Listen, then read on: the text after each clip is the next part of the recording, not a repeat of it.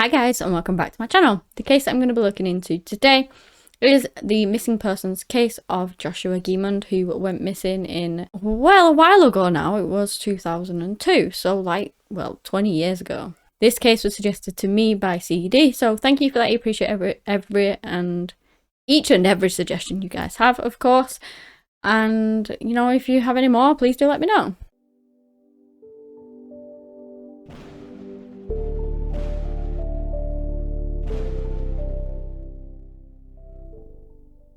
Joshua Guimond was born on the 18th of June in 1982 to mother Lisa and father Brian in Redwood Falls. He was then raised in Maple Lake, and he was a very happy child. He went to Maple Lake High School. He excelled in his studies. He was really good in school. He was named by his peers to be most likely to succeed, and he even became class president, And once he graduated that, he decided that he was going to go to St. John's University in Collegeville, Minnesota. At the time, he had these massive plans for the future. He actually wanted to go to law school and become a lawyer, or possibly have like a career in politics or something along those lines. Joshua was described as, you know, a person that everyone really liked. He got on really well with everyone around him. He was also very intelligent too. He was just a very driven person. He knew exactly what he wanted to do in life and what he wanted out of life, and he just went for it. He had a lot of friends. He was very close to his family. Just generally, such a lovely, lovely guy. Now, I do know that his parents did end up splitting up at some point, and he ended up with a stepmother. They were really close, and she would become his mentor, and she was called Barbara Vickerman. Sadly, she passed away from cancer in 1997. Then we come to the 9th of November in 2002, and Joshua is actually at this party, like a little get-together with a few friends at a place called Metten Court. It was still on his campus, I believe, but it was like a different dormitory to his own. But they were all just meeting up, and they were all just going to have some fun. I believe that the plan was actually to play cards and have some drinks and things like that. So, like I said, the plan later was to go to this party, but before the party, it is known that Josh, during that day, he actually went and did some research on this paper that he was doing. It was a paper for history class about Alexander Hamilton. He then went back to his dorm, and him and a few friends apparently had a couple of drinks, and then later on further is when they were obviously going to go to this sort of little get-together. Him and his two friends walked there. And when they got there, I believe there was about 10 friends, something like that. And like I said, they were going to have a few drinks. They were going to play cards, I believe. It is said that Joshua did have some alcohol at this party, but by no means was drunk. Like, you know, everyone that attended and saw him stated indefinitely that he was not, like, intoxicated really whatsoever. So I believe he actually got there at 11:30, and then by midnight he got up out of his seat and he left. And not even everyone knew that he left, so he didn't really tell anyone where he was going. A lot of people that were there didn't know that he had gone, and I guess the couple of people that did see him leave assumed that he was gonna go to the bathroom. So, like, he needed the toilet, he was gonna go back to his dorm and go to the toilet. I don't really understand, like, were there no toilets there? Did he just not want to use their toilets because he'd prefer to use his own? I don't know the deal with that. Like, I don't get why you'd walk from one dorm to the next just to go to the toilet. But again, maybe there's some legitimate reason behind that. Maybe that wasn't even the case and he just left anyway, and that's just what they assumed. I actually don't have a clue. But that was the last that was ever seen of Joshua Guimond. He would be reported missing the next day on the 10th of November.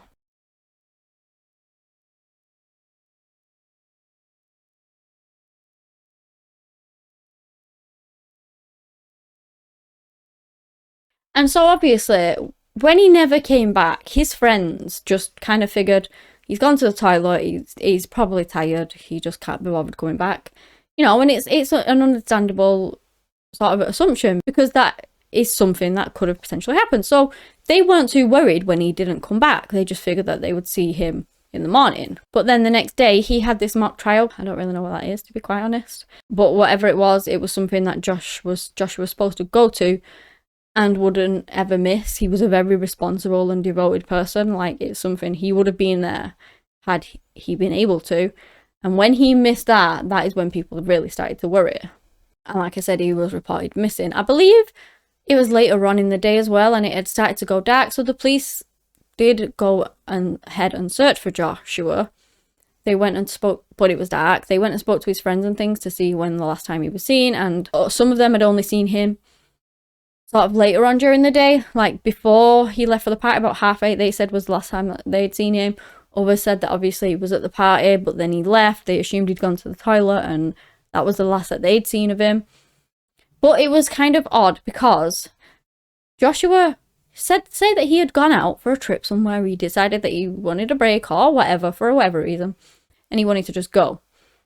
He left all his stuff behind. It was very unusual. Which, of course, when the police went around and searched, they found it all. And apparently it was quite cold as well, so you'd think, like, he left his car behind, he left all his coats and things. If he was going to go out somewhere, at the very least, he would have either took his car or a coat, anything, money, whatever he needed. There was just, everything had been left behind, and nothing seemed to be out of place. He still had all his things there, such as contact lenses, his glasses, he had his credit card, his keys to his car, like I said, that was still there. And they even accessed, like, his key card, so he had a key card to get in his room, so they even looked into that. The last time that was accessed was 11:06 p.m, on which his friends confirmed that they had gone back into the dorm to get more beer. So that was that. He had not been back since, at least using his swipe card anyway. Now, the strange thing here is that the walk from Metton Court and St. Maur House was literally 3 minutes. So Joshua's dorm was in St. Maur House, and where he went to spend time with his friends was Metton Court. So it was a 3-minute journey, and he never made it back. The police looked into it further, and a witness actually came forward to say that between 12:15 and 12:30 a.m, they saw a person matching Joshua's description walking past them on the route between that he probably would have taken between the two dorms. And there was lakes and things around.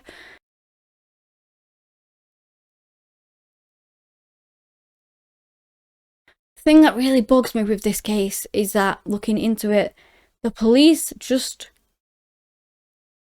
kind of assumed, really, that Josh had had too much to drink and that he was in the lake somewhere and that he had sadly drowned. Like, no foul play, no nothing.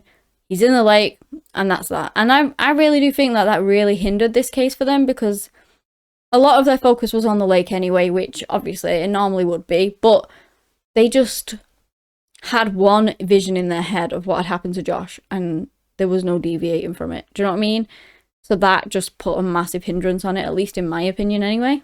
Of course, they did search all over campus over the next few days. And they did search around the lakes and things, but they sadly didn't find anything. This campus is 2,500 acres big. Parts of it are a wooded area, parts of it are the lakes. And there was a massive search done for Joshua, don't get me wrong. That did happen on the 11th of November. They had police, volunteers, all sorts of people out there looking for him. It was done on horseback, on foot. They did a dive team which focused on mainly on the route between obviously the two dormitories. And like I said, even his father has said, Brian, the police just kept saying he's in the lake. We're pretty sure he's in the lake. So Brian really wanted, and his family and friends really wanted to try and get these lakes searched a bit more than what was already happening. And so he took matters into his own hands. He did a Find Joshua Fund, and that allowed him to have something called the Trident Foundation. And they would then search more thoroughly in the different depths of water, rather than just kind of the one strip that the police searched him. So he finally got approval for this, which took a long time. Like, I don't know why, but the police did. It seems like the police didn't really want it to happen, I guess. I don't know. Might be wrong with that. But it did. I know it did take some time. So whether that was them being resistant to it or whether it was just protocols that they had to go through to get it done, I'm not sure. But they were finally allowed to do a full investigation into the 3 lakes in the campus. And that was in May of 2003. So at that point, he'd already been missing for months. And sadly, they didn't find anything related to Joshua's disappearance, related to anything to do with Joshua. Something that I actually should have put in a little bit before this bit But in December of 2002, there was this scent dog called Hoover that was sort of trying to find another missing person. He was called Chris Jenkins. He was also missing from the University of Minnesota, and this dog was trying to find him, trying to track his scent down. And he actually did track a scent down to St. John's University and straight to the doors of St. John's Abbey. Now, when they were asked if they could look inside to carry on the search, they said no. And from that point on, I'm not entirely sure what happened, but I do know that this dog was also got in to try and find Joshua too, and he did exactly the same thing. But this time he tracked Joshua's scent to the lake behind the abbey. And he also kind of marked like 3 different areas which would have tied in where Joshua would have walked. He started at Betancourt, he passed up the lake, then went to his apartment, then went to the abbey, and from the abbey he then tracked his scent to the lake behind the abbey. So of course that is like super suspicious. Why is this bloodhound like tracking this missing person? And obviously he goes to like the lake behind the abbey. Now the thing about this abbey is that it has a scandal behind it too. They have monks there that have been accused of assault of the sexual nature. There are a lot of scandals surrounding it over the years, and so that's very strange that Joshua's scent ends up around that area kind of thing. Because not only did all of that scandal go on, Joshua was apparently very outspoken about all of it, about the monks and the priests there, that was all these scandals that they were surrounding. He was very loud about them. And I do believe that I read somewhere that he was actually writing a paper about it too. So he's writing a paper about all these allegations with regards to these monks, and then suddenly he vanishes and the dog tracks him to the abbey. Very strange. Now, obviously, I'm not throwing out any accusations here. I'm just stating what we know in this case.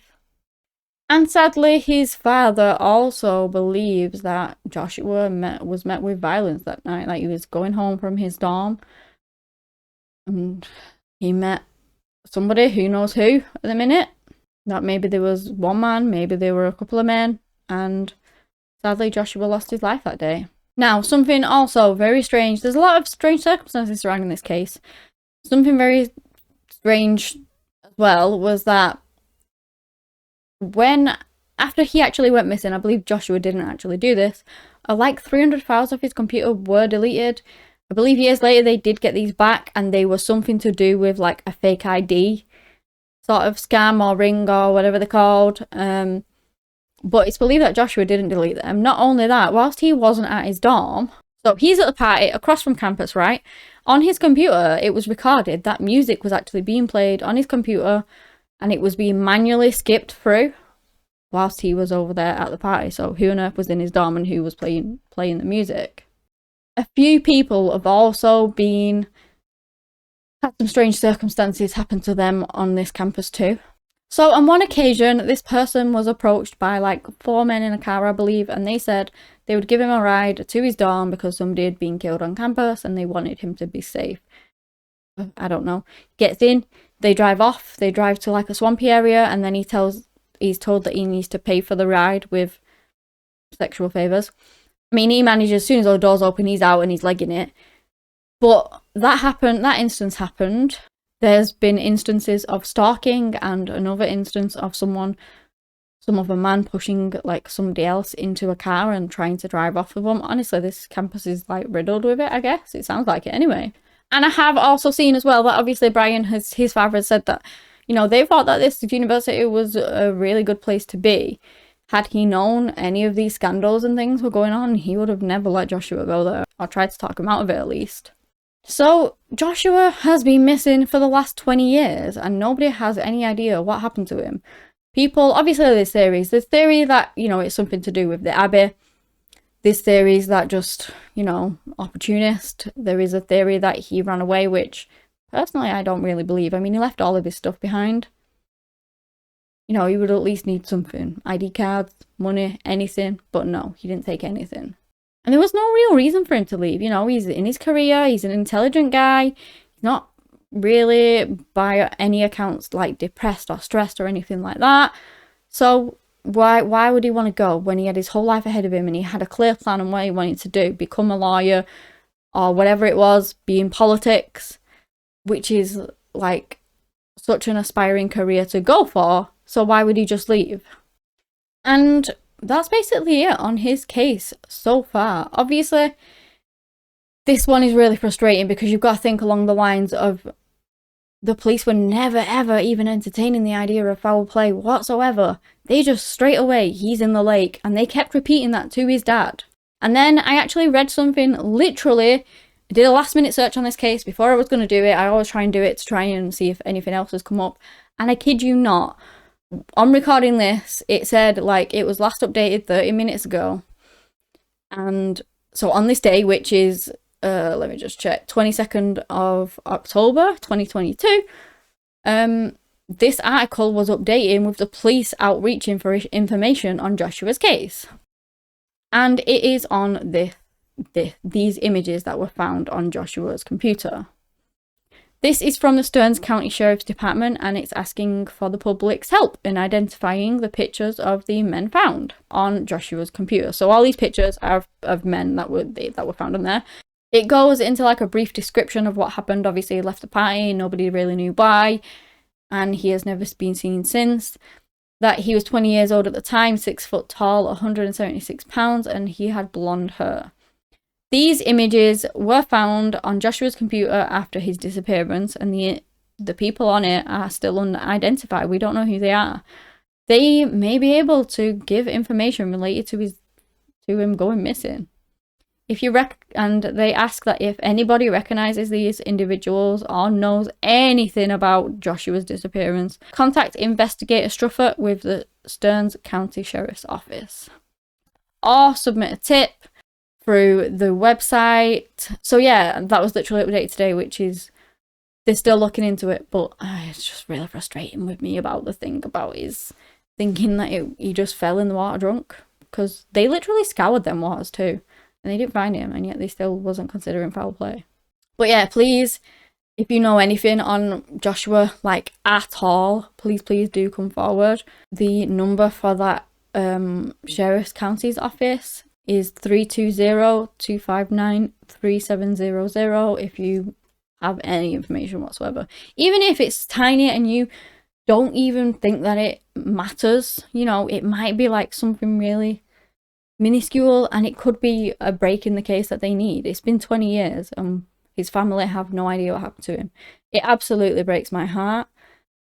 I really, really hope that one day we find Joshua, find out what happened to him, the people that did this to him, if he did meet with foul play, which I assume he did at this point.